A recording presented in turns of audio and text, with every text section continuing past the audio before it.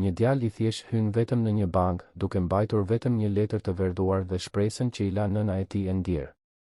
I poshtëruar para të gjithëve, ai zbulon se llogaria që ajo la përmban më shumë se para, përmban dashuri, sakrificë dhe guxim.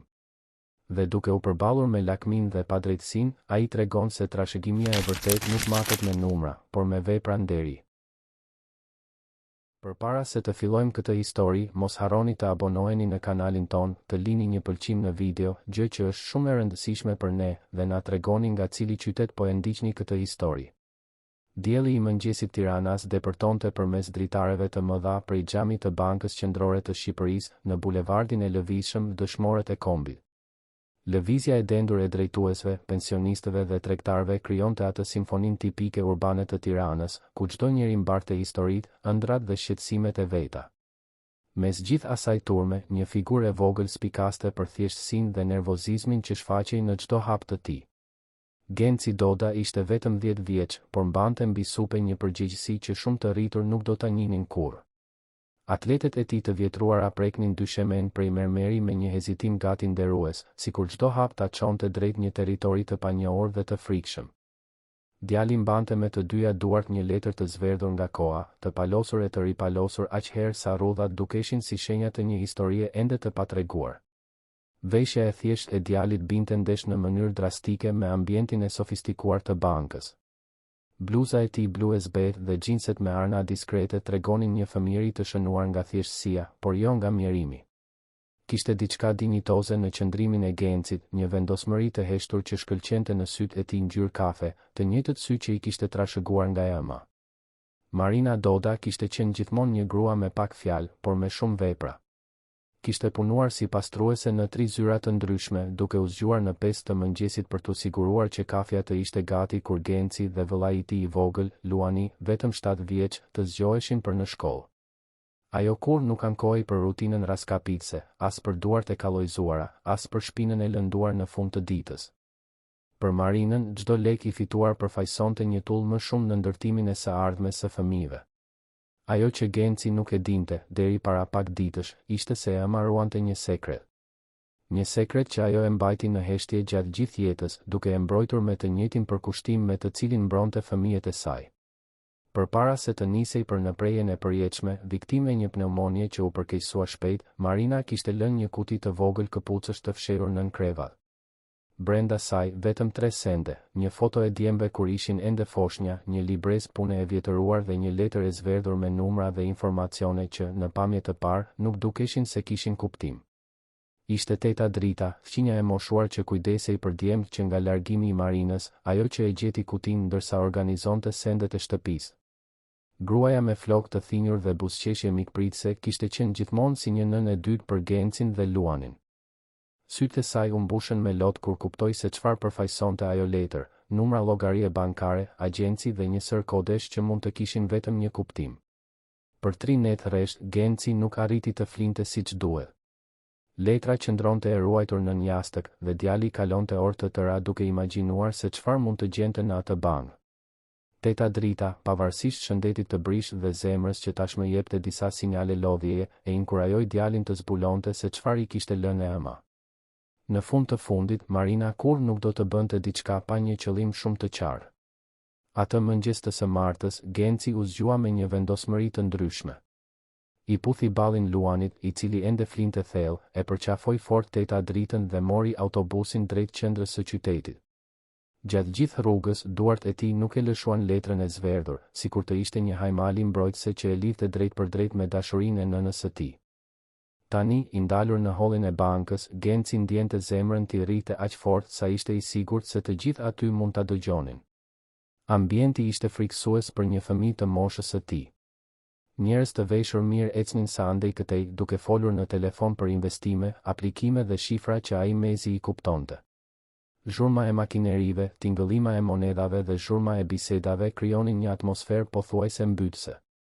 Djali ju afrua banakut të informacionit, ku një punonjëse bjonde, rreth të 30-tave, shtypte shpejt në kompjuterin e saj. Ajo mbante një kartë identiteti me emrin Anila Hoxha dhe kishte një buzëqeshje të natyrshme që e qetësoi menjëherë Gencin. kur ajo ngriti syt dhe pa djalin të ndalur aty me atë shprehje mes të vendosur dhe të frikësuar, zemra ju shtrëngua në një mënyrë të pashpjegueshme. Përshëndetje, i dashur. Me çfarë mund të të ndihmoj? Pyeti Anila, duke u përkulur lehtë për të qenë në nivelin e syve të djalit. Genci u përmbajt dhe, me zërin ende të dridhur, u përgjigj, më duhet të flas me dik për një llogari bankare. Ishte e mamas sime. Anila e vuri re menjëherë kohën e foljes së përdorur nga djali. Ishte e mamas, jo është e mamas. Ajo diferencë e vogël gjuhësore mbarte një peshë emocionale që punonjësia e kapi menjëherë. Ajo shikoi përreth dhe pa se lëvizja ishte e dendur, por diçka në atë situatë e bëri të ndalonte gjithçka që po bënte. A ke ndonjë dokument të llogarisë? Pyeti ajo, duke i zgjatur dorën në mënyrë mikpritëse. Genci e hapi me kujdes letrën e zverdhur, sikur të ishte një hartë thesari. Numrat e shkruar me dorë, me kaligrafinë e kujdesshme të Marinës, zbulonin informacione që dukeshin të organizuara me shumë dashuri dhe saktësi. Anila analizoi të dhënat dhe konfirmoi se bëhej fjalë për një llogari të asaj banke, por kuptoi se do të ishte e nevojshme autorizimi i një drejtori për të aksesuar informacione më të detajuara. Genci, më duhet të flasësh me drejtorin ton rajonal.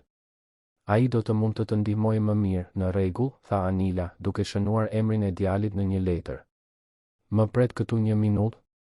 Djali pohoi me kokë, duke mbajtur fort letrën e tij të zverdhur. Anila u drejtua drejt zyrës me xhama në fund të bankës, ku Robert përmete, drejtori rajonal, por i shikonte raportet financiare. Roberti ishte një burr 45 vjeç, tullac, me mustaqe të prera mirë dhe një ajër superioriteti që e kultivonte që kur kishte marrë postin. Viste gjithmonë kostume të shtrenjta dhe ora importi, sikur të donte t'ua bënte të qartë të gjithëve pozicionin e tij në hierarkinë bankare. Drejtori Robert, ka një djalë këtu që duhet të verifikojë informacionet e një llogarie. Duket se është diçka delikate, shpjegoi Anila, duke u përpjekur të përcillte seriozitetin e situatës. Roberti ngriti syt nga letrat me një shprehje bezdie. Një djalë? Anila, a nuk e sheh që jam i zënë me raportet mujore? Thuaj të kthehet me një përgjegjës. Zotëri, mendoj se është e rëndësishme. Ai ka dokumentacion dhe nga pamja, duket se mund të jetë një situatë e komplikuar familjare. Roberti pëshertiu në mënyrë dramatike, sikur të ishte një bezdi e madhe të dilte nga zyra e tij për të marrë me një fëmijë.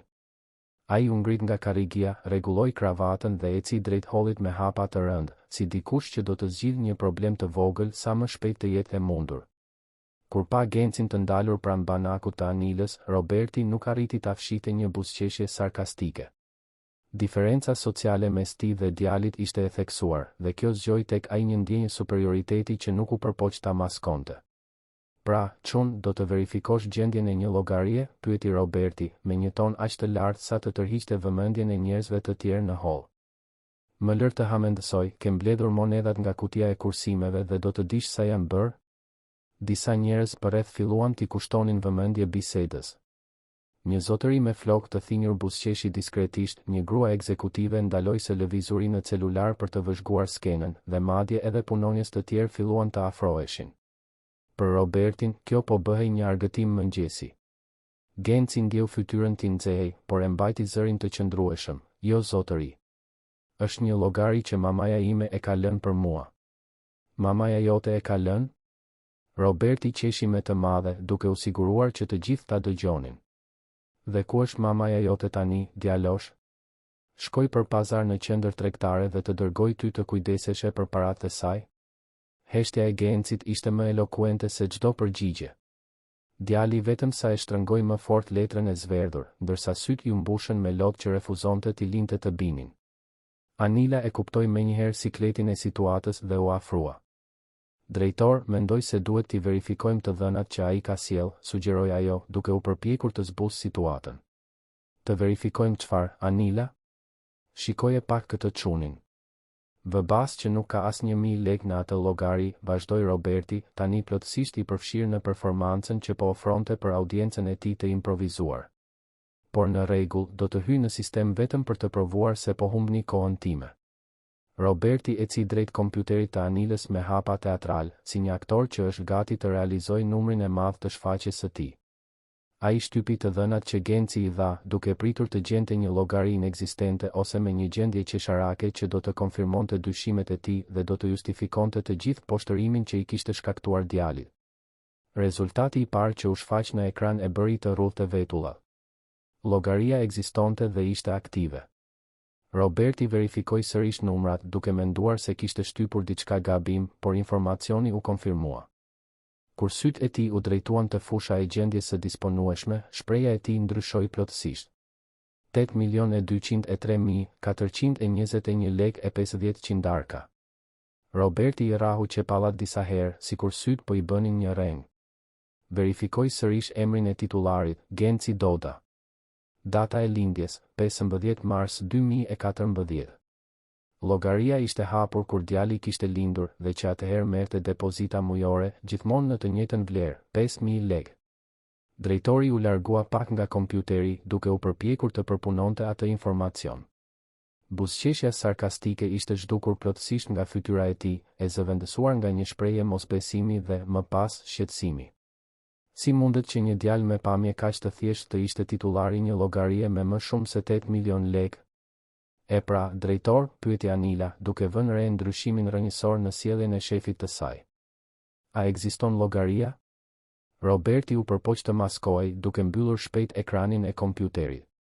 Ekziston, po, por kjo është një çështje private. Më duhet të flas me djalin privatisht. Jo zotëri, e ndërpreu një zë femëror nga fundi i hollit. Nëse llogaria ekziston dhe ka ndonjë vlerë të konsiderueshme, kjo duhet të trajtohet në mënyrë transparente, veçanërisht kur bëhet fjalë për një fëmijë. Të gjithë u kthyen për të parë se kush kishte folur. Një grua rreth të 40-tave po ecte drejt grupit. Ajo vishte një kostum blu të errët të prerë mirë, mbante një çantë lëkure dhe kishte një qëndrim të dikujt që ishte mësuar të merrej me situata komplekse. Flokët e saj ngjyrë kafe ishin të mbledhur në një topuz elegant dhe sytë e saj jeshil përcillnin një vendosmëri që e friksoi menjëherë Robertin. Më falni, por kush jeni ju zonjë? Pyeti drejtori, duke u përpjekur të rifitonte autoritetin e tij. Valbona Aliu, avokate e specializuar në të drejtën familjare. Po prisja të më shërbenin kur dëshmova këtë situatë, u përgjigj ajo, duke i zgjatur një kartvizit profesionale Robertit. Dhe nga sa vërejta, një fëmijë po poshtërohet publikisht për çështje që përfshin të drejtat e tij ligjore. Genci e shikoi gruan me një përzierje shprese dhe dyshimi. Gjatë gjithë jetës së tij, pak të rritur kishin treguar interes të vërtet për ta mbrojtur atë. Shumica e shihnin vetëm si një fëmijë tjetër në një situatë të vështirë, i destinuar të ndiqte të njëjtën rrugë vështirësisht që shumë të tjerë hasin në periferitë e Tiranës. Valbona u përkul për të qenë në nivelin e syve të djalit. Genci, emri yt është Genci, apo jo? Ai pohoi me një lëvizje koke. Dua të dish se nuk ke nevojë ta përballosh këtë situatë vetëm. Ka ligje që i mbrojnë fëmijët në raste si yti. Raste si imi, pyeti Genci, me një zë të vogël por kureshtar. Raste trashëgimie, pasurie familjare, mbrojtje të pasurive të lëna nga prindërit, shpjegoi Valbona, duke i hedhur një shikim domethënës Robertit. Dhe veçanërisht raste ku të miturit duhet të kenë të drejtat e tyre të respektuara pa u sikletosur publikisht. Roberti e kuptoi se situata po i dilte nga kontrolli. Prania e një avokateje e shndërronte atë mëngjes argëtimin në një problem të mundshëm ligjor. Ai u përpoq të rifitonte qetësinë, por zëri i tij tradhtonte nervozizmin që po fillonte ta pushtonte. Zonja avokate, unë thjesht po ndiqja procedurat standarde të bankës. Duhet të jemi të kujdesshëm me llogaritë që përfshin të mitur, tha ai, duke u përpjekur të tingëllonte profesional. Të poshtërosh një fëmijë publikisht është procedurë standarde, kundërshtoi Valbona, pa e humbur qetësinë, por me një qëndrueshmëri që e bëri Robertin të gëlltitej. Anila, e cila kishte ndjekur të gjithë bisedën, ndjeu se duhej të ndërhynte.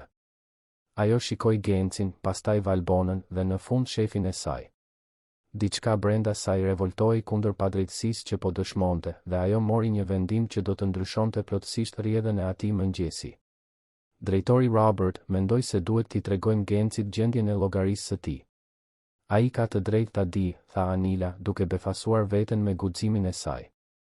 Anila, kjo nuk është puna jote, u përgjigj Roberti me një ton paralajmërues.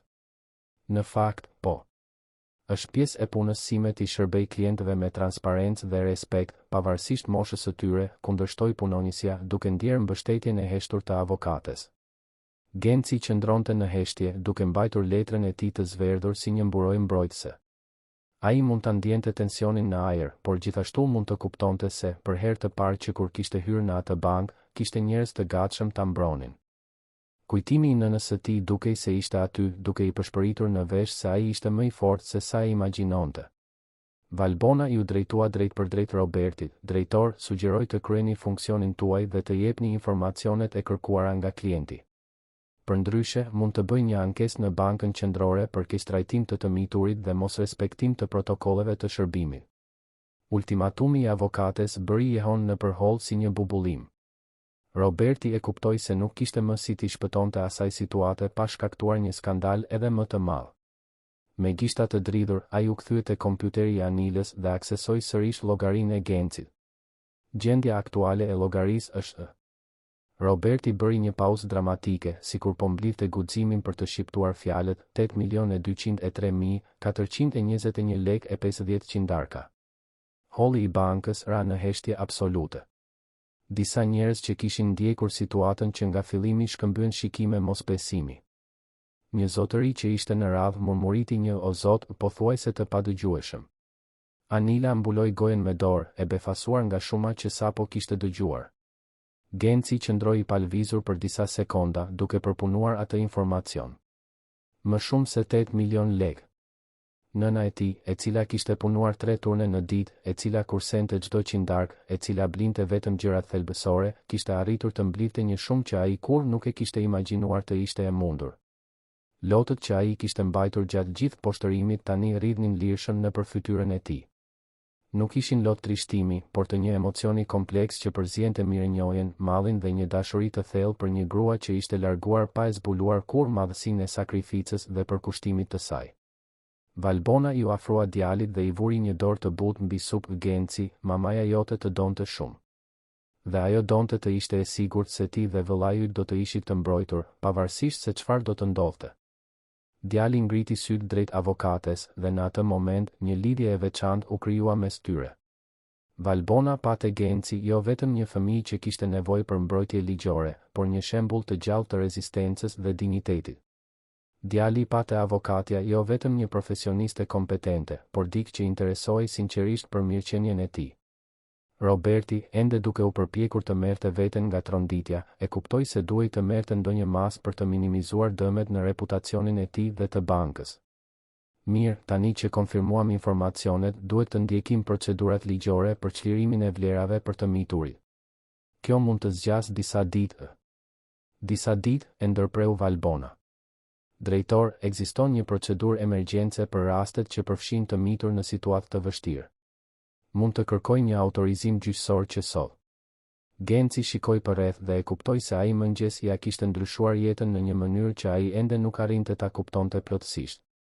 Letra e zverdhur në duart e tij nuk ishte vetëm një dokument me numra, ishte materializimi i dashurisë së pakushtëzuar të nënës së tij, prova se ajo kishte menduar për çdo detaj të së ardhmes së fëmijëve, edhe në momentet më të vështira.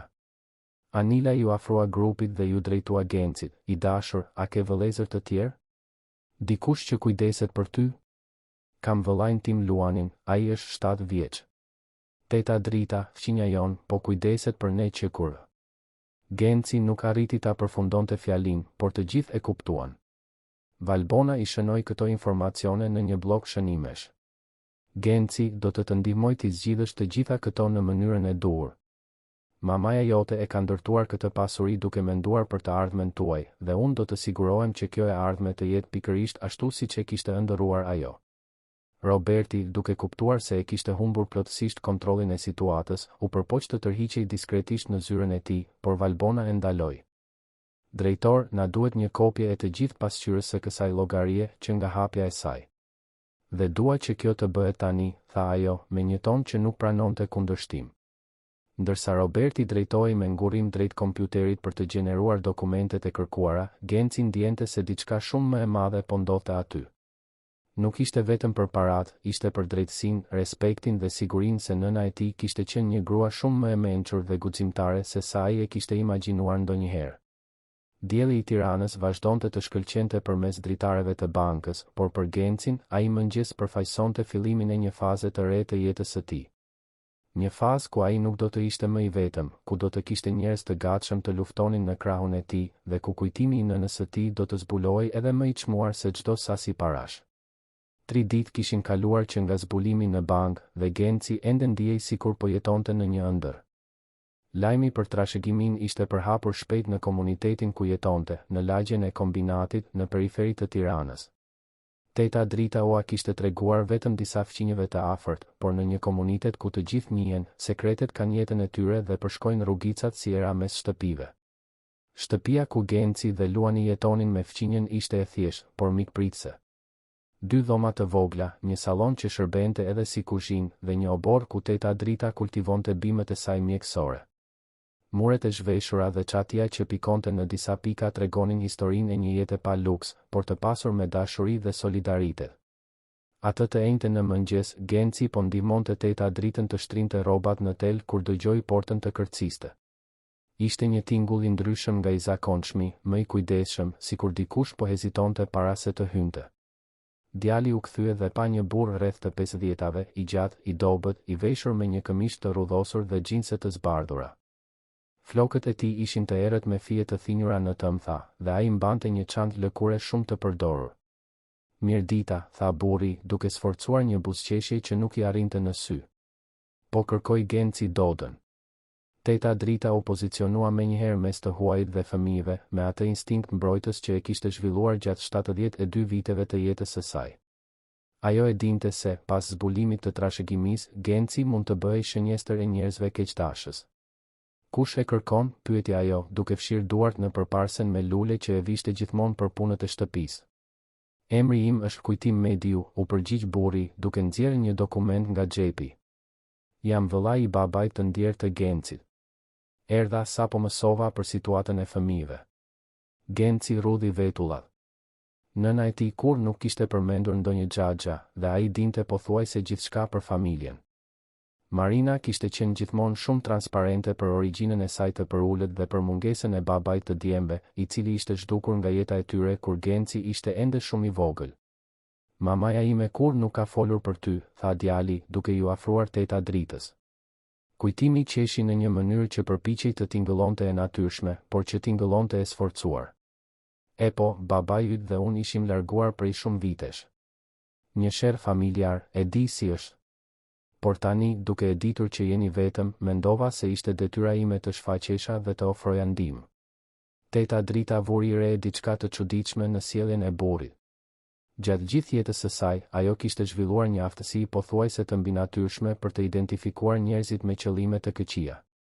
Ishte një aftësi që kishte mbrojtur familjen dhe fqinjet e saj në raste të panumërta. Çfarë lloj ndihme? Pyeti ajo, duke kryqëzuar krahët. E po, dëgjova se Genci ka trashëguar një shumë të konsiderueshme parash nga Jama, tha Kujtimi, duke shtirur siklet. Një fëmijë nuk mund ta menaxhojë vetë këtë lloj pasurie. Ka nevojë për një përgjegjës ligjor, dik nga familja. Genci ndjeu një të dridhur t'i përshkonte shtyllën kurrizore. Kishte diçka në mënyrën se si burri fliste për paratë që e shqetësonte thellësisht. Ishte sikur Kujtimi tashmë e dinte saktësisht sa kishte në llogari, sikur kishte informacione të detajuara për diçka që duhej të ishte konfidenciale. Dhe si e morët vesh për paratë, pyeti Genci, me një pjekuri që befasoi vetë Kujtimin. Burri hezitoi për një fraksion sekonde, por u rikuperua shpejt. Lajmet marrin vend, djali im. Sidomos në një komunitet si ky. E rëndësishmja është se tani keni dik nga familja që të kujdeset për gjithçka. Teta Drita kujtoi këshillat që Valbona Aliu i kishte dhënë gjatë bisedës telefonike një natë më parë.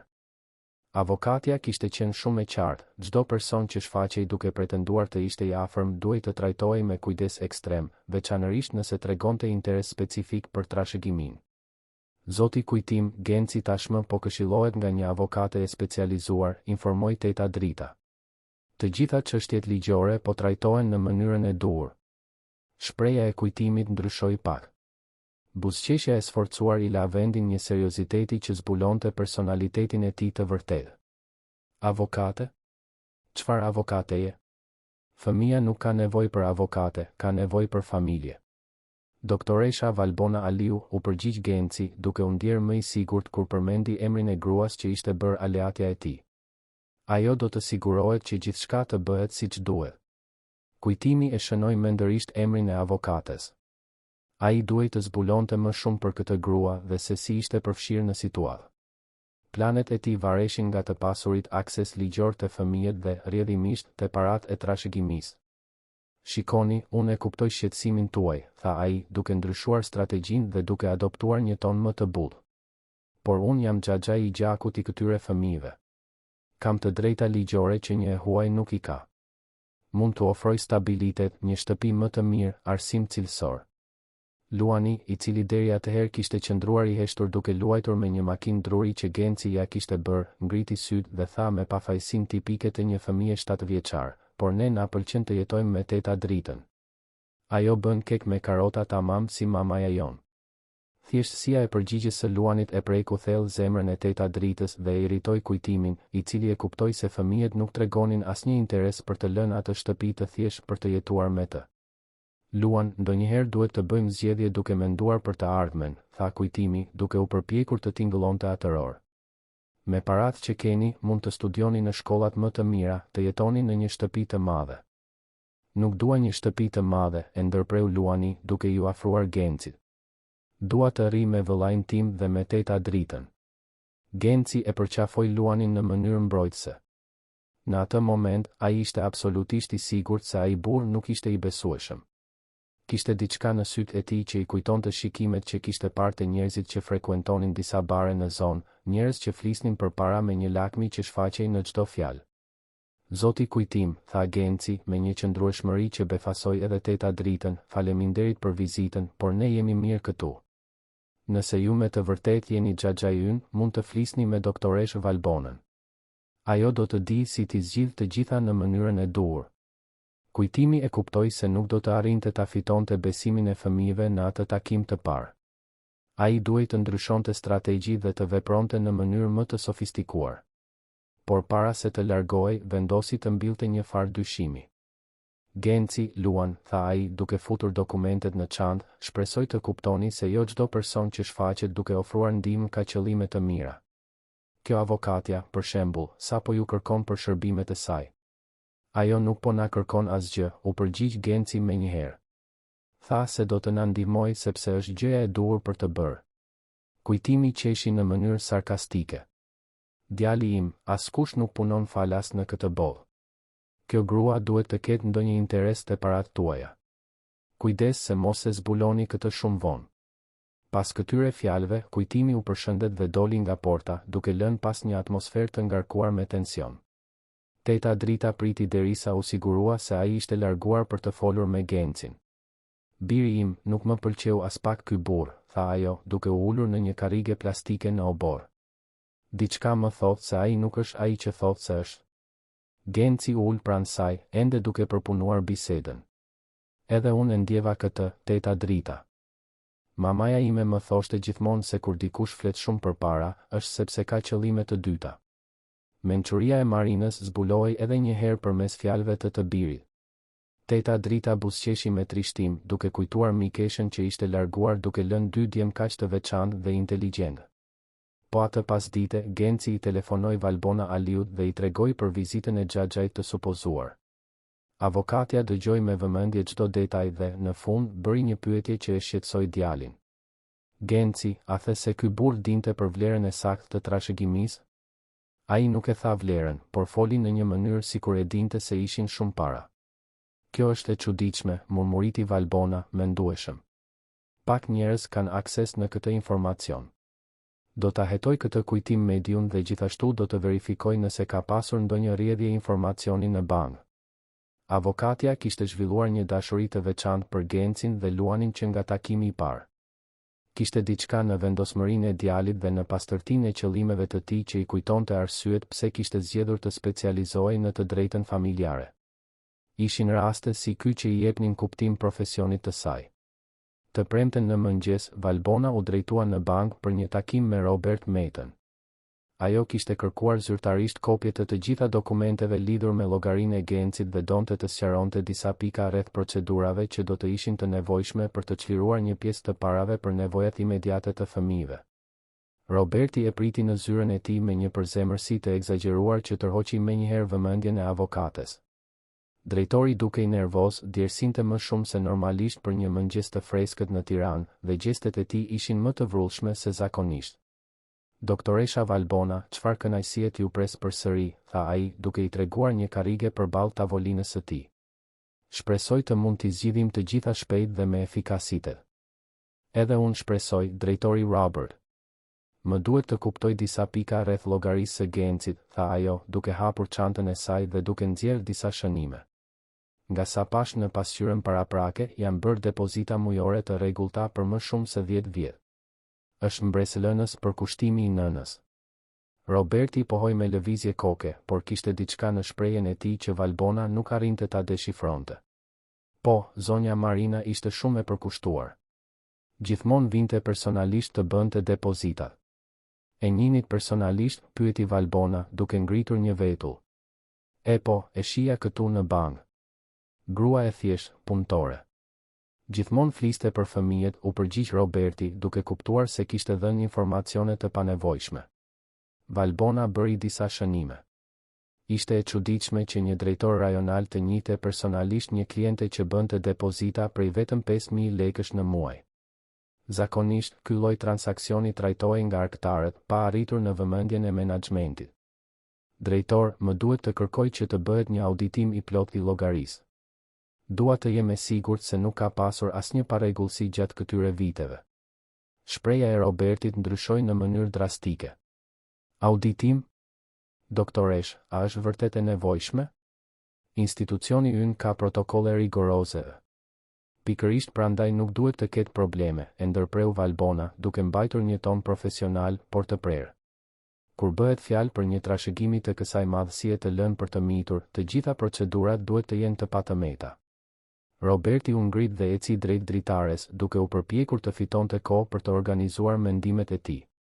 E vërteta ishte se ai e kishte vënë re llogarinë e Marinës disa vite më parë, kur filloi të vëzhgonte se depozitat e saj të rregullta mund të përdoreshin për disa operacione financiare që do të përfitonte banka dhe, rrjedhimisht, pozicioni i tij në institucion. Doktoresh, do të siguroj gjithçka që po kërkoni, tha ai më në fund.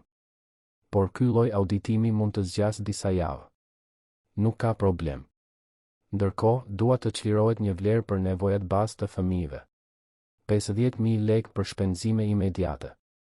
Roberti ra dakord, por mendja e tij tashmë po punonte në mundësi të tjera. Ai duhej të gjente një mënyrë për të vonuar çdo hetim më të thellë të llogarisë, të paktën derisa të arrinte të kthente disa operacione që i kishte autorizuar duke përdorur paratë e Gencit si garanci. Po atë pasdite, kujtim mediu i telefonoi Robertit nga një telefon publik në qendër të qytetit. Biseda ishte e shkurtër, por e mjaftueshme që të dy burrat të përafronin strategjitë e tyre. Avokatja po kërkon auditim, informoi Roberti, duke shikuar nervozisht përreth për t'u siguruar se ishte vetëm në zyrën e tij. Duhet t'i përshpejtojmë planet tona, u përgjigj kujtimi. Do të bëj një kërkesë për kujdestarinë e fëmijëve që sot. Me pretendimin se fqinja e moshuar nuk ka kushte për t'u kujdesur siç duhet për ta. Po sikur auditimi të zbuloj aplikimet që kemi bërë, nuk do të ketë kohë. Sa po të kem kujdestarinë ligjore të fëmijëve, mund të autorizoj çdo lëvizje të llogarisë. Pastaj e zgjidhim pjesën tjetër. Roberti e mbylli telefonin me zemrën që i rrite fort. Ai e dinte se ishte i përfshirë në një situatë që mund t'i shkatëronte karrierën dhe jetën, por tani ishte tepër vonë për t'u kthyer pas. Paratë që i kishte huazuar nga llogaria e Gencit për investime personale duhej të ktheheshin shpejt, ose do të përballej me pasoja shumë të rënda. Ndërkohë, në kombinat, Tater-Drighter filloi të ndjente disa simptoma që e shqetësuan. Dhimbje në gjoks që shfaqeshin veçanërisht kur ajo nervozohej ose agjitohej, mungesë ajri gjatë punëve të shtëpisë dhe një lodhje që dukej se nuk kalonte as pas një nate të tërë gjumi. Ajo i kishte fshehur këto simptoma nga fëmijët për të mos i shqetësuar, por e dinte se duhej të shkonte te një mjek. Problemi ishte se, me shpenzimet shtesë që kishte pasur duke u kujdesur për Gencin dhe Luanin, ajo kishte vonuar disa vizita dhe ekzaminime rutinë. Genci vuri re se diçka ishte ndryshe me teta dritën kur e pa të ulej papritur gjatë përgatitjes së darkës, duke vënë dorën në gjoks me një shprehje dhimbjeje. Tater Wright, a jeni mirë? Pyeti ai, duke lënë menjëherë fletoren ku po bënte detyrat e shtëpisë. Mirë jam, biri im. Vetëm pak lodhje, u përgjigj ajo, duke u përpjekur të buzëqeshte, por Genci e kuptoi se buzëqeshja nuk ishte e natyrshme. Ju duhet të shkoni te mjeku, këmbënguli djali me një shqetësim që e preku thellë zemrën e gruas së moshuar. Genci, mjeku kushton, biri im. Dhe unë nuk dua që ju të shqetësoheni për mua. Atë natë, Genci nuk arriti të flinte duke menduar për dy gjëra, çuditshmërinë e sjelljes së burrit që thoshte se ishte xhaxha i tij dhe shëndetin e teta dritës. Ai e dinte se kishte para të mjaftueshme për të zgjidhur çdo problem mjekësor që ajo mund të kishte, por gjithashtu e dinte se proceset ligjore për të aksesuar trashëgimin ishin të komplikuara. Të shtunën në mëngjes, Genci mori një vendim. I telefonoi Valbona Aliut dhe i shpjegoi situatën shëndetësore të teta dritës. Avokatja e kuptoi menjëherë urgjencën e situatës dhe premtoi të përshpejtonte çlirimin e një shumë më të madhe për të mbuluar kostot e nevojshme mjekësore. Genci do të marrë një autorizim gjyqësor emergjence, tha ajo. Deri të hënën do të kemi të paktën 150.000 lekë në dispozicion për të kujdesur për teta dritën. Por ajo që asnjëri prej tyre nuk e dinte ishte se Kujtim Mediu dhe Robert Romete kishin kaluar fundjavën duke përgatitur një plan që mund ta komplikonte shumë të gjithë situatën. Kujtimi kishte gjetur një avokat pa skrupuj që specializohej në raste kujdestarie dhe së bashku kishin përgatitur një padi që do të depozitohej të hënën në mëngjes. Dokumenti pretendonte se Drita Koci, 72 vjeçe, me probleme kardiake, nuk kishte kushte fizike as financiare për të kujdesur siç duhet për 2 fëmijë. Kërkonte transferimin e menjëhershëm të kujdestarisë te Kujtim Mediu, i afërm gjaku dhe i vetmi familjar i njohur i të miturve. Si prova, padia përfshinte foto të shtëpisë së thjeshtë ku jetonin fëmijët, raporte mjekësore të marra në mënyrë të dyshimt për shëndetin e teta dritës dhe deklarata të fqinjëve që ishin manipuluar ose keqinformuar për situatën reale të familjes. Roberti, nga ana e tij, kishte përgatitur një sër dokumentesh që do të vështirësonin çdo auditim të menjëhershëm të llogarisë së Gencit. Ai kishte transferuar një pjesë të vlerave në aplikime afatgjata që nuk mund të tërhiqeshin menjëherë dhe kishte krijuar një sër tarifash dhe ngarkesash fiktive që do të justifikonin çdo diferencë të gjetur në gjendje. Të dielën në mëngjes, Genci u zgjua me një parandjenje të keqe. Teta drita e kishte kaluar natën keq, me dhimbje më të forta në gjoks, dhe atij ju desh ta ndihmonte disa herë gjatë natës. Luani, i friksuar nga situata, kishte fjetur në krevat me vëllain e madh, duke kërkuar ngushëllimin dhe mbrojtjen që Genci gjithmonë kishte përfaqësuar për të. Genci, tha teta drita, me zërin më të dobët se zakonisht, nëse diçka ndodh me mua, duhet t'i telefonosh menjëherë doktoresh Valbonës. Mos pranon ndihmë nga të huajt, mos firmos asnjë letër, mos u largoni nga kjo shtëpi pa autorizimin e saj. Mos flisni kështu, teta drita, u përgjigj Genci, duke i mbajtur dorën. Ju do të bëheni mirë. Nesër do të shkojmë te mjeku dhe me paratë e mamas sime do të kujdesemi për ju siç duhet. Por Tater Wright, me mençurinë e dikujt që kishte jetuar shumë dhe kishte parë shumë situata të vështira, e dinte se diçka po afrohej. Ajo mund ta ndjente në ajër atë tension që i paraprin stuhive të mëdha, dhe shqetësimi i saj i vetëm ishte të siguronte që Genci dhe Luani të ishin të mbrojtur kur kjo stuhi të arrinte. Pas dite, kur Genci po ndihmonte teta dritën të merrte ilaçin për zemrën, ajo tha diçka që i mbeti e gdhendur në kujtesë. Biri im, mamaja jote ishte një grua shumë e mençur. Ajo e dinte se jeta do t'ju testonte dhe prandaj e la këtë mbrojtje. Por mbaj mend, paratë janë vetëm një mjet. Ajo që me të vërtetë do t'ju mbrojë është inteligjenca, guximi dhe dashuria që ajo ka mbjellë në zemrat tuaja. Genci e përqafoi fort teta dritën, duke ndjerë se ajo po përpiqej t'i jepte një mësim shumë të rëndësishëm. Ai ende nuk e dinte saktësisht se çfarë sfidash e prisnin, por ndjente se jeta e tij ishte gati të ndryshonte përsëri dhe se këtë herë ai do të duhej të ishte edhe më i fortë dhe më guximtar se sa kishte qenë atë mëngjes në bank. Nata e së dielës kaloi ngadalë, me Gencin që zgjohej disa herë për të verifikuar nëse teta drita po merrte frym normalisht. Luani flinte thellë, i pavetëdijshëm për shqetësimet e vëllait, por edhe në ëndrat e tij ai murmuriste emrin e nënës, sikur shpirti i tij fëmijëror e dinte se do të kishte nevojë për të më shumë se kurrë në ditët që do të vinin.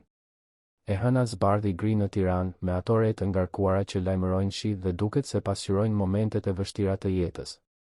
Genci u zgjua herët, siç bënte gjithmonë për të përgatitur mëngjesin për Luanin, por e gjeti Teta Dritën të ulur në kuzhinë, të zbet dhe me frymëmarrje të rënduar. Ajo e kishte kaluar natën pa gjumë, me dhimbje në gjoks që intensifikoheshin çdo orë. Teta Dritë, nuk duhej të ishit ngritur, tha Genci, duke vrapuar për ta ndihmuar. Do t'i telefonoj doktoresh Valbonës tani. Qetësohu, biri im, u përgjigj ajo, duke u përpjekur të buzëqeshte, por dhimbja ishte e dukshme në fytyrën e saj. Është ende shumë herët. Le të presim të paktën deri në orën 8. Genci përgatiti një çaj kamomili, një nga recetat që nëna e tij e kishte mësuar për momentet e nervozizmit dhe ankthit. Ndërsa ujë nxehej, ai vëzhgonte Teta Dritën dhe ndjente një ankth që i rritej në gjoks. Gruaja që ishte bërë nëna e tij e dytë kishte qartësisht nevojë për kujdes mjekësor urgjent. Luani u zgjua dhe menjëherë e kuptoi se diçka nuk shkonte.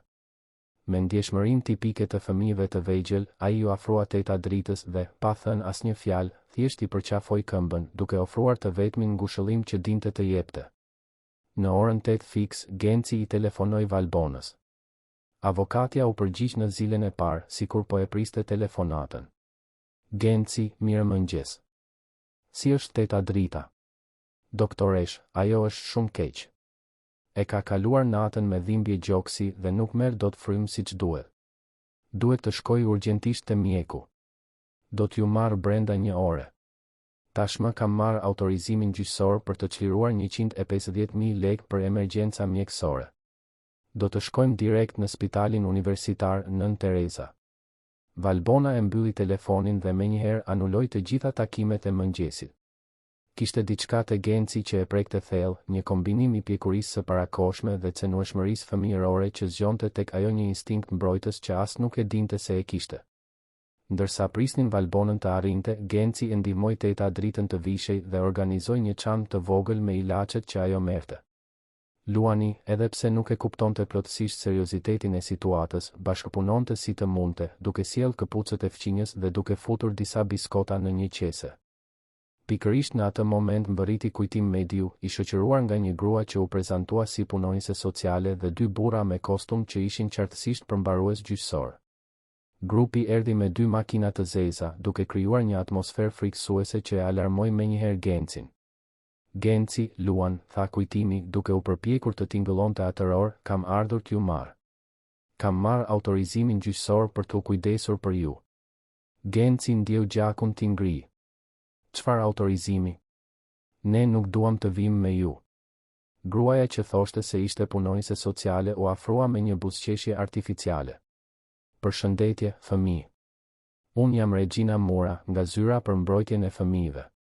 Kemi marrë një denoncim se ju po jetoni në kushte të papërshtatshme. Çfarë kushtesh të papërshtatshme? Pyeti Genci, me një indinjat që befasoi të rriturit. Ne jemi mirë këtu. Njëri nga përmbaruesit tregoi një dokument. Djalosh, është vendosur gjyqësisht që ju duhet të transferoheni nën kujdestarinë e Zotit Kujtim Mediu, i afërm gjaku. Zonja e moshuar që kujdesej për ju nuk ka kushte shëndetësore për këtë përgjegjësi.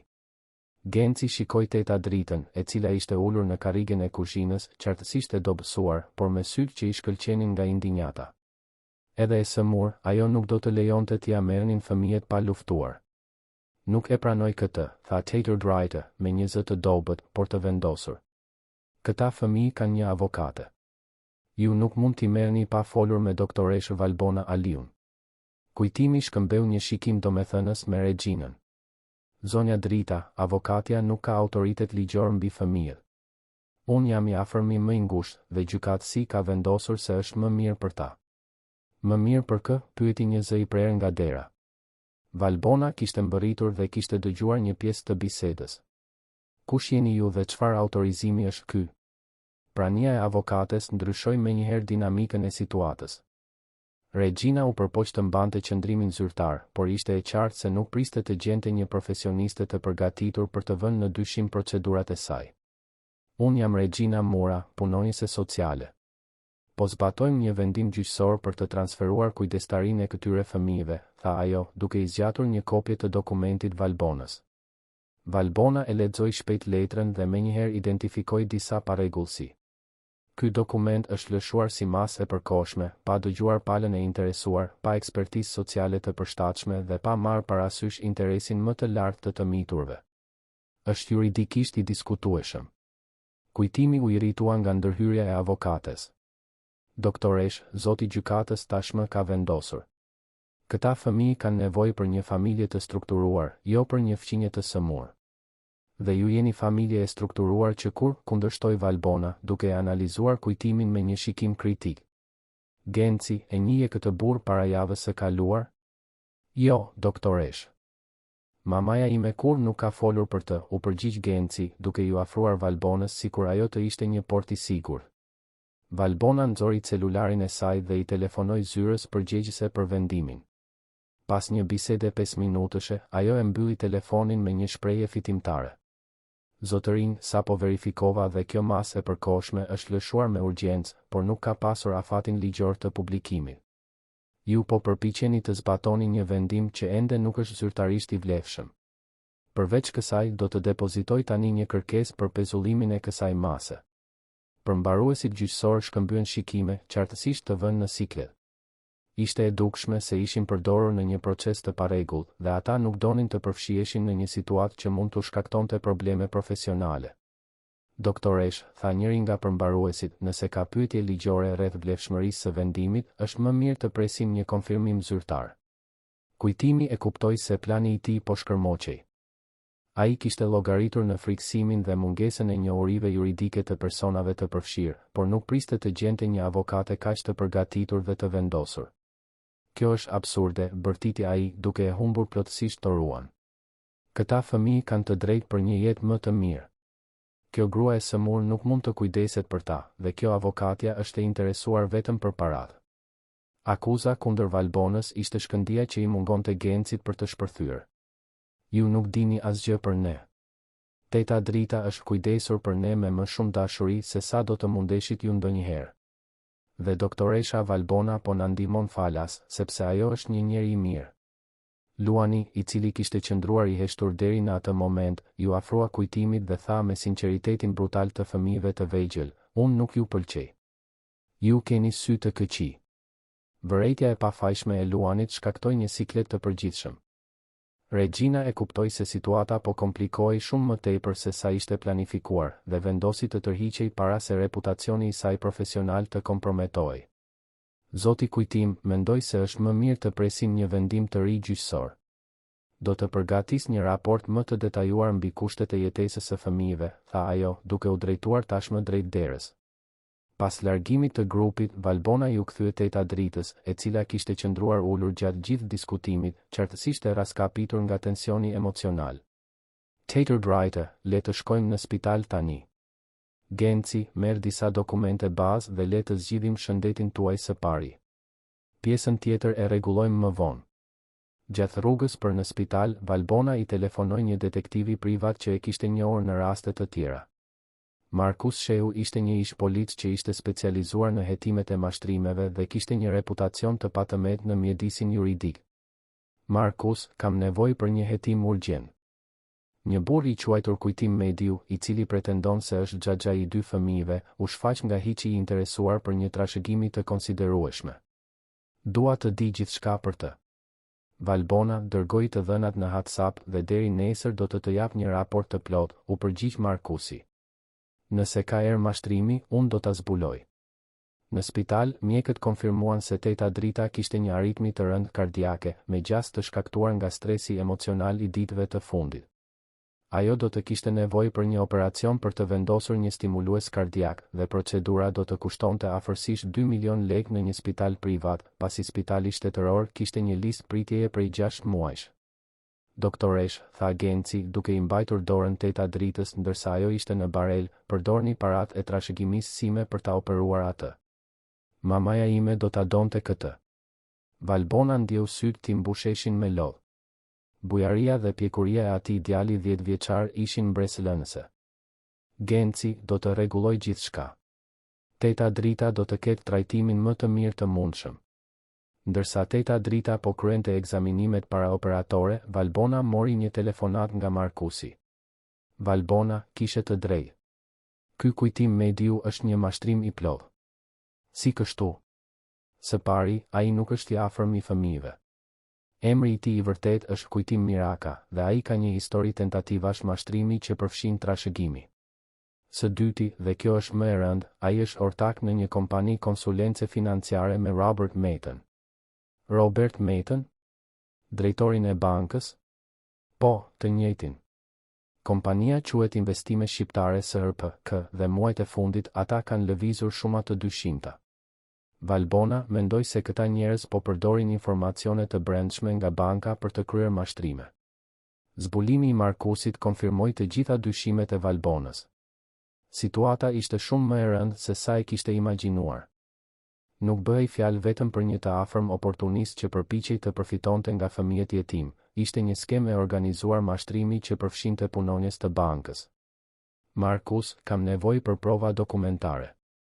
Gjithçka që mund të gjesh për lëvizjet financiare dhe veçanërisht për llogarinë e Gencit. Dyshoj se ata mund të kenë prekur paratë. Tashmë po punoj për këtë. Kam kontakte në sektorin bankar që mund të më ndihmojnë. Të dërgoj një raport paraprak deri nesër në mbrëmje. Valbona e mbylli telefonin me një përzierje zemërimi dhe vendosmërie. Ajo ishte marrë me shumë raste korrupsioni dhe mashtrimi gjatë karrierës së saj, por rrallëherë ishte përballur me diçka kaq të ulët sa të përpiqeshe të vidhje trashëgimin e fëmijëve jetim. Genci dhe Luani prisnin në korridorin e spitalit duke ngrënë një sanduiç që Valbona e kishte blerë në mens. Djali më i madh vëzhgonte lëvizjet e mjekëve dhe infermierëve, duke u përpjekur të kuptonte nga fytyrat e tyre nëse teta drita ishte vërtet në rrezik. Doktoresh, pyeti Genci kur Valbona ju afrua, a do të bëhet mirë teta drita? Po, Genci, do të bëhet. Operacioni është i komplikuar, por mjekët janë shumë të mirë. Pas disa ditësh ajo do të jetë në shtëpi, duke u kujdesur përsëri për ju, u përgjigj Valbona, duke u ulur pranë djemve. Po ai burri, a mund të na marrë vërtet? Valbona e përqafoi Gencin në mënyrë mbrojtëse. Jo për sa kohë që unë kujdesem për ju. Zbulova se ai nuk është ai që thotë se është, dhe tashmë po marr masat ligjore për t'ju mbrojtur.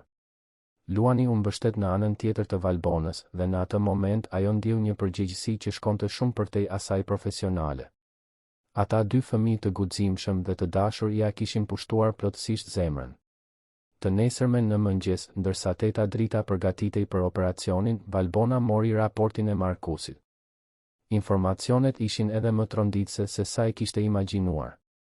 Robert Meta kishte përdorur parat nga llogaria e Gencit për të bërë investime të rrezikshme në emër të kompanisë që mbante me Kujtim Mirakën.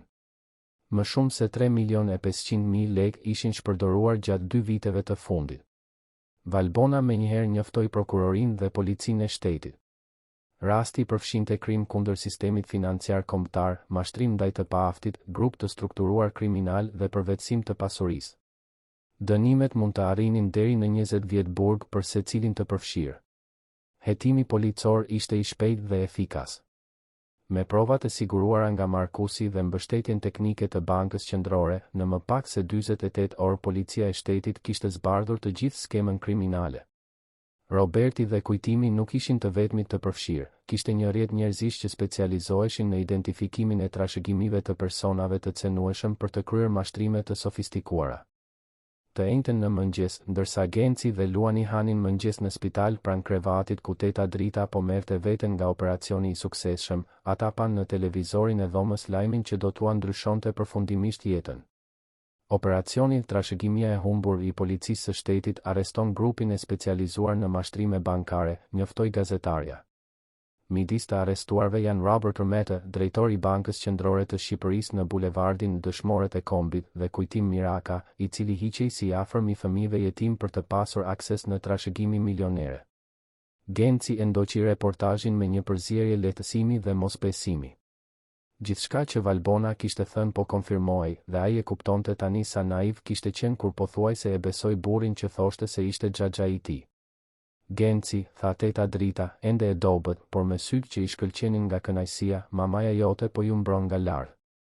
Ajo e dinte se do të përballeshit me njerëz të këqij dhe prandaj la jo vetëm parat, por gjithashtu vuri njerëz të mirë në rrugën tuaj. Operacioni i teta dritës ishte një sukses i plodh. Stimuluesi kardiak funksiononte në mënyrë perfekte dhe mjekët garantuan se ajo do të kishte shumë vite jetë të shëndetshme përpara.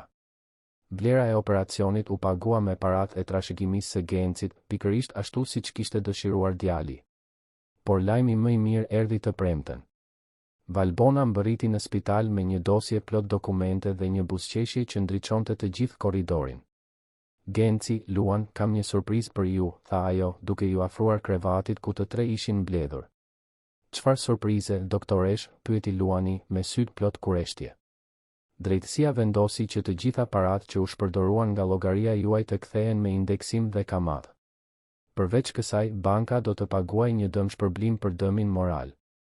Kjo do të thotë që do të thotë se në vend të 8 milion lekëve, ju tani keni 11.700.000 lekë, tha Valbona, duke e pasur të vështirë të përmbante emocionin e saj. Genci mbeti në heshtje për disa minuta, duke përpunuar atë informacion. Pastaj, shikoi teta dritën dhe tha, tani mund të rinovojmë shtëpinë tonë, të blejmë të gjitha ilaçet që ju duhen, dhe ende mbeten para që unë dhe Luani të studiojmë deri në fakultet. Dhe ka edhe diçka tjetër, tha Valbona, duke nxjerrë një zarf nga dosja. Gjykatësi miratoi kërkesën time për t'u bërë kujdestarja juaj ligjore. Nëse ju jeni dakord, sigurisht.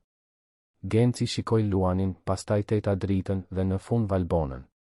Doktoresh, ju me të vërtet doni të kujdeseni për ne? Dua më shumë se gjithçka, Genci. Ju i keni dhënë një kuptim të veçantë jetës sime. Luani u hodh nga karrigia dhe e përqafoi fort Valbonën. Tani kam një mama të re dhe Tater Wright vazhdon të jetë gjyshja jon. Teta drita buzëqeshi me lot në sy. Marina, mikesha ime, fëmijët e tu gjetën jo vetëm mbrojtje, por një familje që do t'i doj si që i doje ti në atë dhomë spitali, të rrethuar nga dashuria e njerëzve që ishin bërë familje. Genci ndjeu se nëna e tij me të vërtet po kujdesej për ta nga një vend i veçantë. Trashëgimia që ajo kishte lënë nuk ishte vetëm para, ishte një provë se dashuria e vërtet gjithmonë gjen një mënyrë për të mbrojtur ata që duam, edhe kur nuk jemi më këtu për t'u kujdesur personalisht për ta. Pasditja e së premtes solli edhe një surprizë tjetër. Anila Hoxha, punonjësja e bankës që e kishte mbrojtur Gencin atë mëngjes të parë, u shfaq në spital me lule dhe një lajm të papritur. Genci, doja të jepja personalisht një lajm, tha ajo, me një buzëqeshje të sinqertë. U promovova në drejtoresh të degës. Gjëja e parë që bëra ishte krijimi i një protokolli të veçantë për shërbimin ndaj të miturve. Asnjë fëmijë nuk do të kaloj më atë që kalove ti, Genci e përqafoi Anilen me dashuri. Faleminderit që më mbrojtët atë ditë. Ju ishit personi i parë që më trajtoi me respekt. Genci, ti më mësove se guximi nuk ka moshë. Një djalë 10 vjeçar më dha një mësim dinjiteti që nuk do ta harroj kurrë. Kur të gjithë u përshëndetën dhe u larguan nga spitali, Genci eci me Valbonën dhe Luanin përgjatë bulevardit Dëshmorët e Kombit, të njëjtin bulevard ku gjithçka kishte filluar pak ditë më parë. Lëvizja e dendur e qytetit vazhdonte e njëjtë, por për Gencin bota ishte transformuar plotësisht. Ai mbante në dorën e djathtë letrën e zverdhur të nënës së tij, tani të ruajtur me kujdes në një dosje të re që Valbona ja kishte dhënë. Në dorën e majtë mbante dorën e Luanit. Dhe në zemrën e tij ruante sigurinë se, edhe në momentet më të vështira, gjithmonë ka njerëz të gatshëm të luftojnë për atë që është e drejtë. Doktoresha Valbona, tha Genci, ndërsa prisnin të hapej semafori për të kaluar rrugën, kur të rritem, dua të bëhem avokat si ju. Pse, Genci? Për të mbrojtur fëmijë të tjerë si unë dhe Luani. Që edhe ata të kenë dikë që lufton për ta. Valbona buzëqeshi, duke e ditur se djali i guximshëm që kishte njohur në atë bankë do të bëhej, pa dyshim, një burr i jashtëzakonshëm. Trashëgimia e Marinës i kishte mbrojtur fëmijët e saj, por pasuria e vërtet që ajo kishte lënë ishte guximi, bujaria dhe aftësia për të dashuruar që shkëlqenin në sytë e Gencit dhe Luanit. 6 muaj kishin kaluar që nga ngjarjet që ndryshuan përgjithmonë jetën e Gencit dhe Luanit. Vjeshta po arrinte në Tiranë me mëngjeset e saj të freskëta dhe pasditet ende të ngrohta, dhe qyteti vazhdonte ritmin e tij të përshpejtuar, indiferent ndaj revolucioneve të vogla që ndodhin në jetën e njerëzve të zakonshëm. Shtëpia e re e familjes ndodhej në një lagje të qetë të komunës së Parisit. Ishte një shtëpi njëkatëshe, me 3 dhoma gjumi, një obor të gjerë ku Luani mund të luante, dhe një kënd të veçantë që Genci e kishte rezervuar për bimët mjekësore që teta Drita kultivonte. Fqinja e moshuar tani kishte dhomën e saj të dekoruar me dashuri nga Valbona, e cila ishte shfaqur jo vetëm si një kujdestare e përkushtuar, por si një nën e vërtet për djemë. Genci ishte rritur shumë në këto muaj, jo vetëm fizikisht, por edhe emocionalisht. Në moshën 11 vjeç, ai tregonte një pjekuri mbresëlënëse, por pa e humbur ëmbëlsinë dhe spontanitetin tipik të fëmijërisë. Luani, nga ana tjetër, kishte lullzuar në një mjedis sigurie dhe dashurie, duke u bërë një fëmijë më i shoqërueshëm, kureshtar dhe i lumtur. Atë mëngjes të së shtunës, Valbona po organizonte disa dokumente në zyrën e improvizuar që kishte ngritur në sallonin e shtëpisë së re. Genci e ndihmonte duke ndarë letrat sipas rendit kronologjik, një detyrë që ai e adhuronte sepse e bënte të ndihej i dobishëm dhe i rëndësishëm në çështjet familjare. Doktoresha Valbona, tha Genci, duke përdorur trajtimin formal që e mbante edhe në intimitetin e shtëpisë, gjeta një dosje që nuk e njihja. Valbona ngriti syt nga dokumentet dhe pa Gencin që mbante një dosje të zverdhur, të ngjashme me letrën që ai kishte marrë në bank atë ditë të parë. Ishte një dosje që kishte mbetur e harruar në fund të kutisë së këpucëve të Marinës, e përzier me letra të tjera që ata i kishin ruajtur si kujtim. Çfarë ka brenda, Genci? Djali e hapi me kujdes dosjen dhe gjeti disa dokumente që tashmë i njihte, certifikata lindjeje, libreza e punës së Marinës, disa foto të vjetra. Por në fund të dosjes, kishte diçka që i tërhoqi vëmendjen, një zarf i bardhë, i vulosur, me një kaligrafi të njohur në pjesën e jashtme. Për Gencin dhe Luanin, me gjithë dashurinë time, Marina. Genci ndjeu zemrën t'i rritë më shpejt. Duart i dridheshin lehtë ndërsa mbante zarfin, sikur ai të përmbante diçka të shenjtë. Valbona e vuri re emocionin e djalit dhe ju afrua. Genci, a do që ta hapim bashkë? Djali i pohoi me kokë, pa mundur të fliste. Luani, që po luante në obor, e kuptoi se diçka e rëndësishme po ndodhte dhe vrapoi brenda në shtëpi. Çfarë është kjo? Pyeti Luani, me kureshtjen e natyrshme të një fëmije. Është një letër nga mamaja jon, u përgjigj Genci me zërin e mbytur. Valbona e ndihmoi Gencin ta hapte me kujdes zarfin. Brenda tij kishte 3 flet letre të shkruara me dorë, me shkronjat e rregullta të Marinës. Fletët ishin të numëruara, sikur ajo të kishte planifikuar me kujdes çdo fjalë që do të shkruante. Genci filloi të lexonte me zë të lartë, por pas disa fjalëve, zëri i tij u ndërpre. Valbona mori butësisht fletët dhe vazhdoi leximin me një zë të butë dhe të dashur. Fëmijët e mi të dashur, thesaret e mi më të çmuar, nëse po e lexoni këtë letër, do të thotë se unë nuk jam më aty për t'u kujdesur personalisht për ju. Zemra ime është e thyer vetëm duke e imagjinuar këtë moment, por në të njëjtën kohë është e qetë, sepse e di që kam lënë gjithçka të përgatitur që ju të keni jetën që kam ëndërruar gjithmonë për ju. Genci, biri im i guximshëm, ti ke qenë gjithmonë më i pjekur se mosha jote. Që i vogël, ti kujdeseshe për Luanin si një vëlla i madh mbrojtës dhe kujdeseshe për mua kur unë vija e lodhur nga puna. Dua të dish se sa herë që ti më pyesje pse punoja kaq shumë, pse nuk kishim gjërat që kishin familjet e tjera, zemra më dhimbte, sepse doja të jepja gjithë botën. Luan, artisti im i vogël, ti ke qenë gjithmonë gëzimi im në ditët e vështira. Vizatimet e tua të ngjitura në murin e kuzhinës, pyetjet e tua për gjithçka, për qafimet e tua të forta kur unë vija në shtëpi. Ti më kujtoje çdo ditë se jeta është e bukur, edhe kur duket e komplikuar.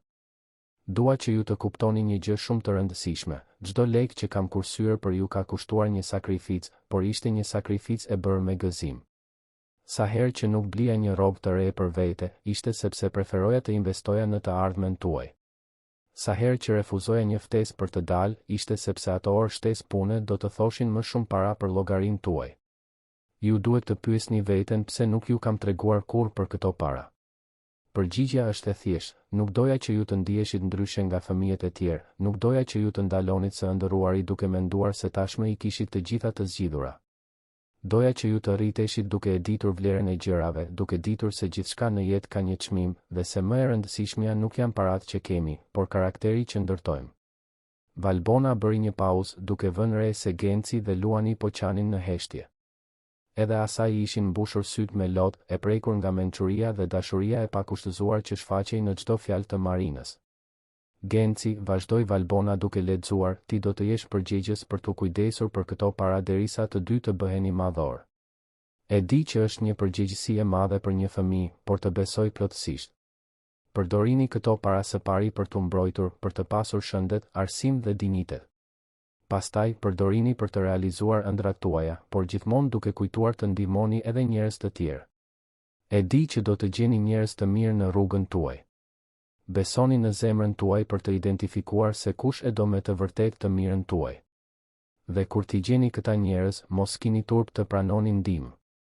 Askush nuk mund të jetojë i vetëm në këtë botë. Luan, dashuria ime, bindju gjithmonë vëllait tënd Genci.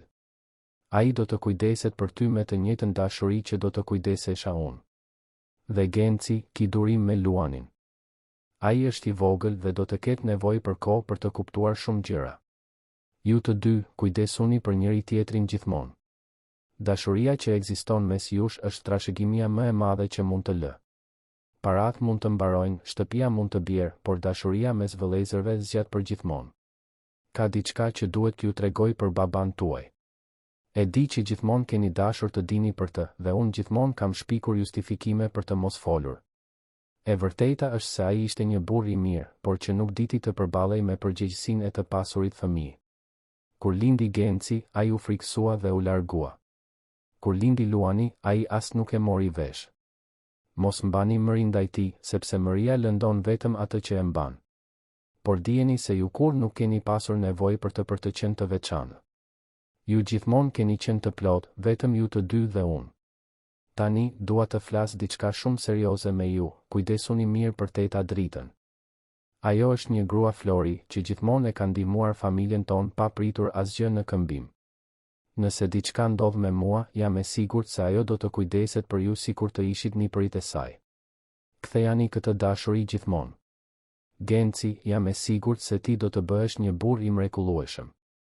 Ti ke një zemër të mirë, një inteligjencë të shkëlqyer dhe një guxim që më impresionon çdo ditë. Përdori këto cilësi për të ndërtuar një jetë të bukur dhe për të ndihmuar edhe njerëz të tjerë. Luan, ti ke një dhunti të veçantë për të parë bukurinë në gjërat e thjeshta. Mos e humb kurrë këtë aftësi, sepse ajo do të bëjë një njeri të lumtur gjatë gjithë jetës. Dhe vazhdo të vizatosh, sepse vizatimet e tua ndriçojnë çdo vend. Fëmijët e mi, unë do të jem gjithmonë me ju, edhe nëse nuk mund të më shihni. Do të jem në erën që lëkun perdet, në shiun që lag bimët, në diellin që hyn nga dritarja në mëngjes. Do të jem në çdo moment gëzimi tuaj, në çdo arritje, në çdo ëndër të realizuar. Kur të ndjeni mall, shikoni qiellin dhe kujtoni se dashuria e nënës nuk vdes kurrë. Ajo mbetet e ruajtur në zemrën e fëmijëve për gjithmonë. Mos harroni të luteni çdo natë, duke falendëruar për gjërat e mira që kanë ndodhur gjatë ditës. Dhe në momentet e vështira, kujtoni se pas stuhis gjithmonë vjen dielli. Ju dua më shumë se gjithçka në këtë botë. Ju ishit arsyeja e jetës sime, gëzimi im, forca ime për të përballuar çdo vështirësi. Kujdesuni për veten gjithmonë, jini të lumtur, jini njerëz të mirë. Me gjithë dashurinë time të përjetshme, mami Marina P.S. Genci, nën krevatin tënd, i fshehur pas kokës së krevatit, ka një kuti të vogël me disa bijuteri të gjyshes që nuk e njohe. Janë të thjeshta, por ishin thesari i familjes son. Kur të martohesh, jepja gruas tënde. Dhe kur të martohet Luani, ju i ndani. E rëndësishmja nuk është vlera e bijuterive, por historia e dashurisë që ato përfaqësojnë. Heshtja që pasoi fundin e leximit të letrës ishte e thellë dhe e shenjtë. Genci e përqafoi fort Luanin dhe të dy qanë bashk, por nuk ishin lot trishtimi. Ishin lot mirënjohjeje, dashurie, të një malli të mirë që ngroh zemrën në vend që ta lëndoi. Valbona i ruajti me kujdes fletët e letrës, duke e ditur se ato fjalë do të rilexoheshin shumë herë gjatë jetës së djemve. Pastaj i përqafoi të dy, duke formuar një rreth dashurie që simbolizonte familjen e re që kishte lindur nga një tragjedi. Genci, Luan, tha ajo, me zërin e mbytur, mamaja juaj ishte me të vërtet një grua shumë e mençur. Çdo fjalë e kësaj letre tregon sa shumë ju donte. Genci fshiu lotët dhe e shikoi Valbonën me një vendosmëri të përtërirë. Doktoresha Valbona, dua të nderoj gjithçka që mamaja ime ka shkruar. Dua të jem burri që ajo ëndërronte të isha. Dhe tashmë je, Genci. Guximi yt, bujaria jote, mënyra se si kujdesesh për Luanin. Të gjitha këto tregojnë se ke trashëguar më të mirën e nënës tënde. Luani, ende duke gulquar pak, ju afrua Gencit. Vëlla, unë do të bindem gjithmonë, siç tha mami. Genci buzëqeshi mes lotësh. Luan, ne do të kujdesemi për njëri tjetrin gjithmonë. Dhe do të kujdesemi për teta Dritën, për doktoresh Valbonën dhe për të gjithë njerëzit që janë të rëndësishëm për ne. Atë pas dite, ata vendosën të bënin diçka të veçantë. Genci sugjeroi të shkonin të vizitonin varrin e Marinës, diçka që ende nuk e kishin bërë që kur ishin transferuar në shtëpinë e re. Valbonës i pëlqeu shumë ideja dhe Tater Dright, pavarësisht moshës dhe kufizimeve të zemrës, këmbënguli t'i shoqëronte. Varrezat e Sharrës ishin një vend i thjeshtë, por i mirë mbajtur. Varri i Marinës ndodhej në një zonë me pemë, ku tingulli i zogjve krijonte një atmosferë paqeje. Genci kishte këmbëngulur që të vendosej një pllak mermeri e bardhë me një mbishkrim të thjeshtë: Marina Doda, nën e përkushtuar, grua guximtare, dashuria jote jeton përgjithmonë në zemrat tona. Genci u gjunjëzua para varrit dhe filloi të fliste, sikur Marina mund ta dëgjonte në mënyrë perfekte. Mami, e lexuam letrën tënde sot. Faleminderit që ke menduar për gjithçka, që je kujdesur për ne edhe para se të ishte e nevojshme. Ti ishe mamaja më e mrekullueshme në botë. Luani u gjunjëzua pranë vëllait. Mami, po vizatoj shumë, siç the ti në letër. Dhe po i bindem Gencit siç duhet. Valbona dhe teta Drita qëndruan pak larg, duke respektuar momentin intim të djemve me nënën. Por të dyja kishin lot në sy, të prekura nga pastërtia e asaj dashurie që as vdekja nuk kishte arritur ta ndërpriste. Marina, tha teta Drita, duke ju afruar varrit, të premtova se do të kujdesesha për djemt e tu, dhe po e mbaj premtimin. Ata po rriten të bukur, inteligjent dhe me zemër të mirë si e jotja. Edhe Valbona u afrua. Marina nuk pata privilegjin të njihja personalisht, por përmes fëmijëve të tu mund të shoh se çfarë gruaje e jashtëzakonshme ishe. Premtoj se do t'i dua dhe do t'i mbroj Gencin dhe Luanin sikur të ishin fëmijët e mi. Kur po dilnin nga varrezat, Genci kërkoi të ndalonin në një lulishte. Me paratë që i kishin mbetur nga pagesa e tij mujore, ai bleu një vazo të vogël me vjollca të bardha, lulet e preferuara të nënës. Do t'i mbjell në oborrin ton, i shpjegoi ai Valbonës. Kështu, sa herë që vjollcat të lulëzojnë, do të kujtoj se dashuria e mamas sime po lulëzon gjithashtu në jetën tonë. Jeta ndoqi rrjedhën e saj natyrale, por tani me një lehtësi dhe një gëzim që nuk ekzistonin më parë. Genci i përkushtoi studimeve me një vendosmëri mbresëlënëse, duke marrë gjithmonë notat më të mira të klasës. Luani zhvillonte gjithnjë e më shumë talentin e tij artistik, duke krijuar vizatime që Valbona këmbëngulte t'i kornizonte dhe t'i varte nëpër shtëpi. Teta Drita, e rikuperuar plotësisht nga operacioni në zemër, ishte bërë gjyshja që djemt kur nuk e kishin pasur. Ajo i mësonte receta tradicionale Gencit, u tregonte histori të vjetra Luanit dhe ofronte mençurinë e saj të jetës sa herë që Valbona kishte nevojë për këshilla rreth edukimit të fëmijëve. Anila Hoxha mbante kontakte të rregullta me familjen, duke i vizituar një herë në muaj. Ajo ishte martuar së fundmi dhe gjithmonë thoshte se donte që fëmijët e saj të ardhshëm të ishin të guximshëm si Genci dhe kreativ si Luani.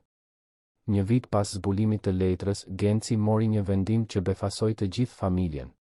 Ai donte të përdorte një pjesë të parave të trashëgimisë për të krijuar një fondacion që do të ndihmonte fëmijë të tjerë jetim. Ideja ishte të ofronte mbështetje juridike, psikologjike dhe financiare për të miturit që gjendeshin në situata të ngjashme me atë që ai dhe Luani kishin jetuar.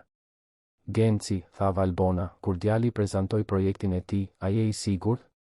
Kjo do të thoshte të dhuroje një shumë të konsiderueshme. Jam i sigurt, doktoresha Valbona. Mamaja ime gjithmonë thoshte se paratë kanë vlerë vetëm kur përdoren për të bërë mirë.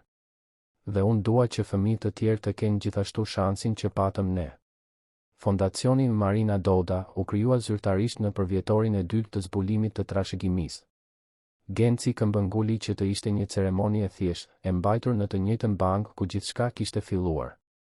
Drejtori aktual, i cili kishte zëvendësuar Robert Maton, e lëshoi hapësirën me kënaqësi, krenar që priste një ngjarje kaq domethënëse.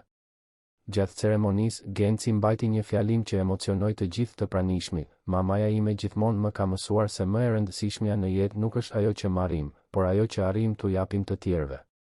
Ajo kurseu çdo lek duke menduar për të ardhmen time dhe të ardhmen e vëllait tim. Tani, unë dua t'i përdor këto para për të siguruar që fëmijët të tjerë të kenë gjithashtu një të ardhme. Fondacioni Marina Doda do të ndihmojë fëmijët që kanë humbur prindërit, që janë vetëm, që kanë nevojë për mbrojtje ligjore. Do t'u tregojmë atyre se gjithmonë ka shpresë, gjithmonë ka dikë të gatshëm të luftojë për ta. Mamaja ime nuk është më këtu fizikisht, por dashuria e saj vazhdon të ndryshojë jetë. Dhe do të vazhdojë të ndryshojë për gjithmonë. Në fund të fjalimit, një shi imët filloi të binte mbi Tiranë. Genci shikoi qiellin dhe buzëqeshi, duke kujtuar fjalët e letrës së nënës, do të jem në shiun që lag bimët. Luani ju afrua vëllait dhe i përshpëriti, vëlla, mendoj se mami po qan nga gëzimi. Genci e përqafoi vëllain dhe në atë moment, i rrethuar nga të gjithë njerëzit që donte, ai ndjeu se e kishte përmbushur premtimin që kishte bërë te varri i nënës. Ishte bërë burri që ajo kishte ëndërruar të ishte, i guximshëm, bujar dhe i aftë të transformonte dhimbjen në dashuri, tragjedinë në shpresë. Pasditja po binte mbi Tiranë me atë dritë të artë tipike të fundit të ditës në qytetin më të madh të vendit. Genci dhe Luani ecnin dorë për dorë me Valbonën dhe Teta Dritën, duke ndjekur të njëjtin bulevard dëshmorët e kombit ku gjithçka kishte filluar. Lëvizja e dendur e qytetit vazhdonte e njëjtë, njerëzit vraponin për takimet e tyre, makinat i binin boris në trafik, shitësit ofronin produktet e tyre. Por për Gencin, gjithë ajo zhurmë tani kishte një kuptim të ndryshëm. Çdo person që kalonte pranë tyre mbarte historinë e vet, ëndrat dhe vështirësitë e veta. Doktoresha Valbona, tha Genci, duke vëzhguar lëvizjen përreth, një ditë dua të ndihmoj shumë njerëz. Dua që jeta ime të bëjë diferencën në jetën e të tjerëve. Valbona buzëqeshi, duke e ditur se ai djalë i jashtëzakonshëm me të vërtetë do të bënte diferencën në botë. Genci, ti tashmë po e bën diferencën. Guximi që tregove në atë bank frymëzoi shumë njerëz. Bujaria që tregon çdo ditë frymëzon të gjithë familjen tonë. Luani, duke tundur një çantë të vogël shpine ku ruante vizatimet e tij më të fundit, e shikoi vëllain me admirim. Vëlla, kur të rritem, dua të bëhem si ti, Luan, nuk ke nevojë të jesh si unë. Duhet të jesh si vetja jote, por në formën më të mirë të mundshme. Kjo është ajo që mamaja jon donte për ne të dy. Kur mbërritën në shtëpi, Genci shkoi në dhomën e tij dhe nxori nga një sirtar letrën e zverdhur që ua kishte ndryshuar jetën. Ai e kishte ruajtur me kujdes si një thesar të shenjtë që përfaqësonte shumë më tepër se numra në një llogari bankare. Duke parë atë letër, Genci kujtoi gjithçka që kishte jetuar, frikën që kishte ndjerë kur hyri në bank, poshtërimin e imponuar nga Robert Urmete, mbrojtjen e ofruar nga Valbona, komplotin e Kujtim Mirakës, sëmundjen e Teta Dritës dhe së fundi, zbulimin e letrës së nënës. Çdo moment i atij udhëtimi kishte qenë thelbësor për ta transformuar në personin që ishte tani. Vështirësia ja kishte zbuluar guximin, bujaria e të tjerëve e kishte mësuar për rëndësinë e solidaritetit dhe dashuria e nënës, edhe pas largimit të saj, kishte udhëhequr çdo vendim të tij. Genci e ruajti sërish letrën e zverdhur, tani pranë letrës së nënës. Dy dokumente që përfaqësonin të kaluarën dhe të ardhmen, trashëgimin materiale dhe trashëgimin emocionale, pikënisjen dhe destinacionin përfundimtar të një historie dashurie që kishte të i kaluar vetë jetën. Atë natë, para se të flinin, Genci dhe Luani u gjunjëzuan pranë krevatit, siç bënin çdo natë, dhe bën lutjen e tyre të mirënjohjes. Faleminderit, Zot, që mamaja jon ishte kaq e mençur. Faleminderit për doktoreshë Valbonën, për Teta Dritën, për Anilen dhe për të gjithë njerëzit e mirë që vuren në rrugën tonë. Faleminderit që arritëm të ndihmojmë fëmijë të tjerë. Dhe faleminderit që familja jon është bashkë dhe e lumtur. Kur fikën dritën e dhomës, një fllak i butë lëkundi perdet dhe Genci buzëqeshi, duke kujtuar fjalët e letrës, do të jem në erën që lëkund perdet. Dashuria e Marina Dodës me të vërtet ishte e pranishme aty, duke mbrojtur për gjithmonë dy thesaret e saj më të çmuar dhe duke i frymëzuar ata ta shpërndanin këtë dashuri në të gjithë botën. Gjëja e fundit që Genci mendoi para se ta zinte gjumi ishte një premtim i heshtur që i bëri nënës: "Mami, do ta nderoj dashurinë tënde për gjithmonë. Çdo ditë e jetës sime do të jetë një mënyrë për të thënë faleminderit për gjithçka që bëre për ne." Dhe kështu, në atë shtëpi mikpritëse në lagjen në komuna e Parisit, i rrethuar nga dashuria e familjes së tij të re, Genci Doda fjeti i qetë, duke e ditur se kishte transformuar një trashëgimi parash në një trashëgimi dashurie, shprese dhe bujarie që do të zgjaste për gjithmonë. Të dashur dëgjues, shpresojmë që historia e Gencit, Luanit dhe Marinës t'ju ketë prekur thellë në zemër.